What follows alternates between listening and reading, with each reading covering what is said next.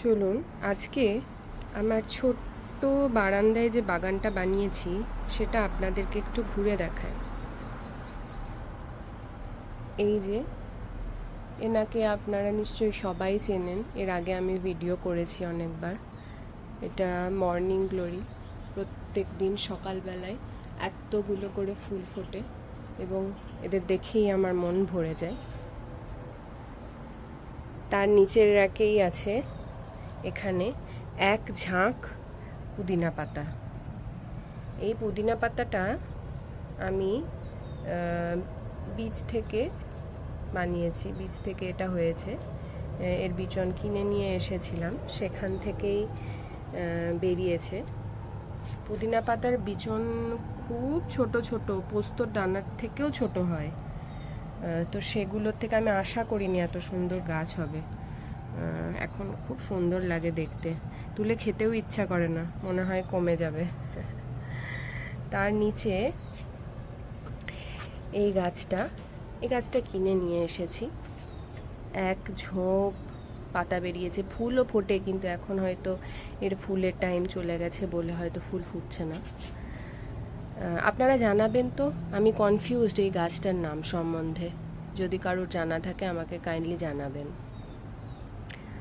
আর এই গাছটা আমাদের এখানে অ্যাপার্টমেন্টের ধারে ধারে রাস্তায় ঘাটে ঝোপে ঝাড়ে হয়, সেখান থেকেও এটা ওই ডাল কেটে নিয়ে এসে বানানো।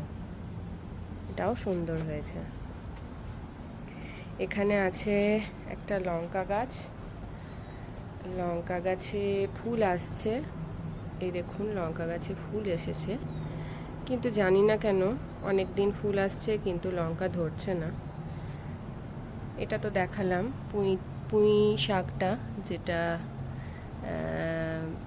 চারা, আমি ডাল কেটে এখান থেকে চারা বেরিয়েছে, ডাল থেকে চারা বেরোনো গাছ। এটা তো আমার কুমড়ো গাছ, চারিদিকে লকলকিয়ে বাড়ছে। এই যে এদিকে কোথায় চলে গেছে দেখুন ডাল এর। এখানে আছে এই গাছটার আমি নাম জানি না, কিন্তু ফুলগুলো ওই আমাদের লঙ্কা জবার মতো। এখানে আছে একটা ছোট্ট ঘাস জাতীয় গাছ। এখানে একটা গোলাপ গাছ। পিছনে যেগুলো দেখছেন এগুলো আমার লাগানো কচু গাছ।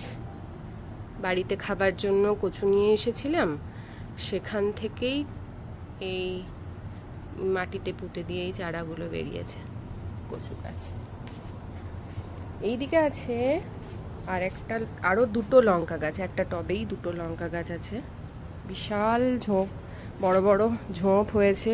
পাতার সাইজ দেখুন আমার হাতের সমান এক একটা পাতা।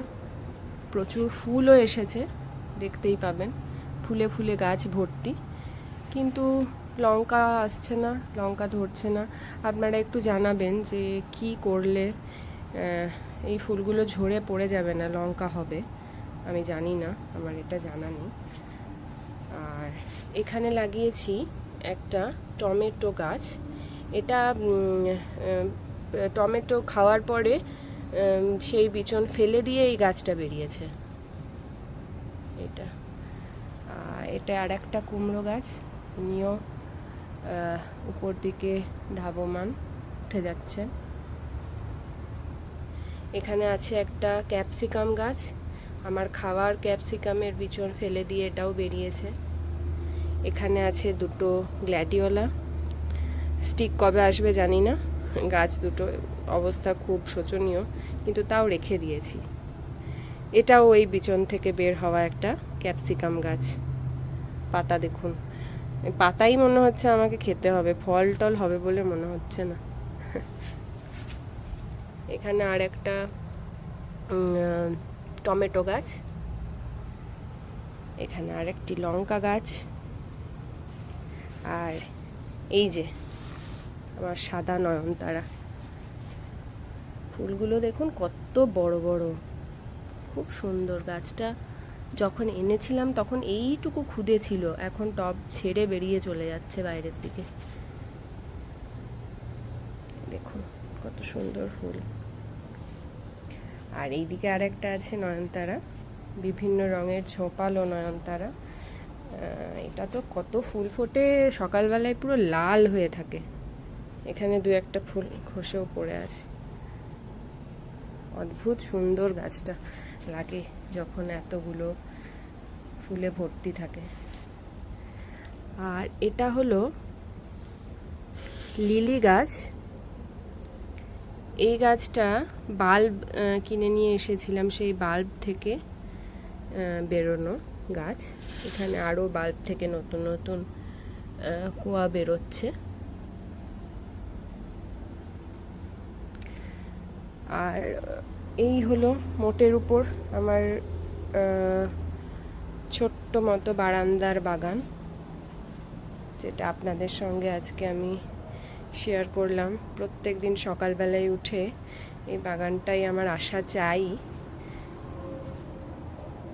চলুন আজকের মতো এই পর্যন্তই, দেখা হবে আরও একটি নতুন ভিডিওতে।